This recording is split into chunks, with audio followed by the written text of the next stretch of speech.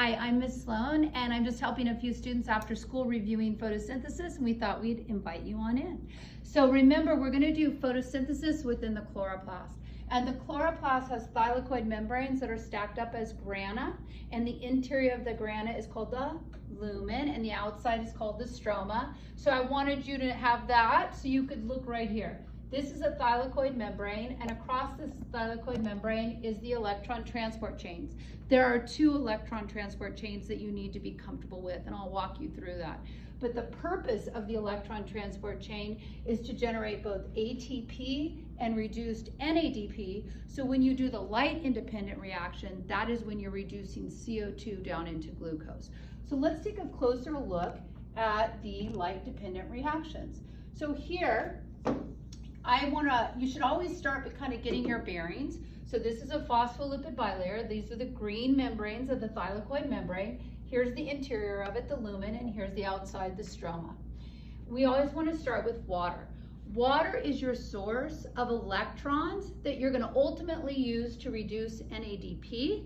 And these same electrons in NADP are going to be given to carbon dioxide to ultimately build sugar. Okay, put a pin in that, I'll come back to it. All right, so you need a source of electrons. You do that by breaking water in half. The oxygen is released as a gas, and the electrons are donated to the electron transport chain. The hydrogens from the water, the hydrogen ions, are going to be accumulating within the lumen in the interior of those thylakoid membranes, like think of them as hollow pancakes. These electrons are going to get excited by the sun to a higher energy level. And you're going to do a series of redox reactions through photosystem number 2. So the high energy electrons are going to go to an acceptor who's going to release it and goes to another acceptor. One of those is a molecule called PQ. PQ has the ability to grab additional hydrogen ions from the stroma and bring them into the lumen. So now I'm starting to accumulate hydrogen ions to the interior. That creates a chemiosmotic gradient, which is like water behind a dam. It's a difference in concentration because I have more hydrogen ions in the lumen than outside. It's a difference in charge because they are positive ions, and it's a difference in pH. I'm lowering the pH of the lumen. And the reason why I want to do that is so that they can move with the concentration gradient out through ATP synthase complex. This is an enzymatic protein which will catalyze the reaction of forming ATP from ADP, an inorganic phosphate. This is critical because I need this energy, this ATP, to build sugar in the Calvin cycle, or the light independent reaction. So just to review, the reason why we're building up these hydrogen ions, the source of them is from water, and also PQ bringing additional hydrogen ions from the stroma into the lumen. Okay, so that is photosystem 2. Photosystem 1, I excite the same 2 electrons I got from water, but this time the ride is shorter because I'm going to pass them to transfer them to NADP to reduce that NADP. Now NADP is carrying some high energy electrons that I can donate to CO2 in order to reduce it into sugar. Okay, did that cover all of that? All right, so this is the light dependent reaction. It has to precede, okay, the dark reaction, that's an old school name, or the light independent reaction, or the Calvin cycle. This Calvin cycle, when we start, we want to start with RUBP. RUBP, you can see it has 5 carbons in it. And just to demonstrate conservation of mass, we are going to say that we have 3 of them. So these are 3 C5 molecules with 5 carbons in them. That's preloaded already. You don't have to worry about that. We're going to bring in 3 carbon dioxides. Each one of those carbon dioxide has a single carbon, so we're going to say it's a C1 molecule, and we have 3 of them. We are going to snap on this CO2 onto the RUBP to give us a 6 carbon molecule. Again, 3. So we're going to say we have 3C6.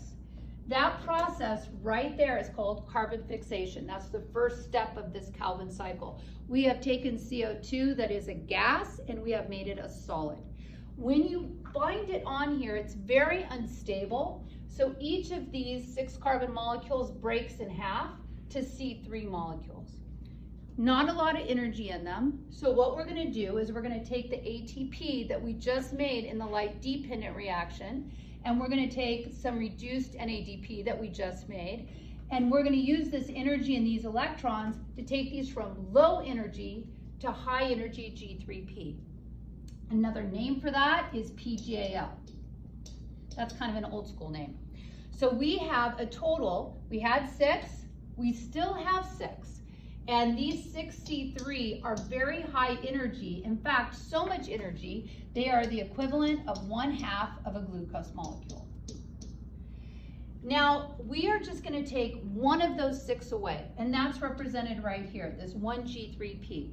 So we remove 1, 6 minus 1 is 5. So now we have 5C3, lots of high energy. What's the significance of this? I brought in 3 individual CO2s, think of them like free-range chickens, they're all over the place, they're gas, and I'm pulling out 3 carbons connected together that is a high energy 1/2 of a glucose. So 3 carbons in, 3 carbons out, each time I turn the Calvin cycle. All right, so I have 5 left. I want to keep doing this. So what I'm going to do to these 5 G3Ps is I'm going to regenerate my RUBP back. That's going to involve another investment of energy, ATP, so I can rearrange these 15 carbons in total back to another 15 carbons, right back to RUBP.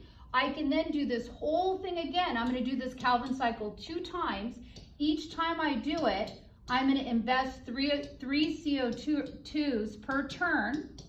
And each time I do the turn, I will pull out 1 G3P, which is 1/2 of glucose. So if I do it twice, I will pull out 2 halves of glucose. Hope that's helpful.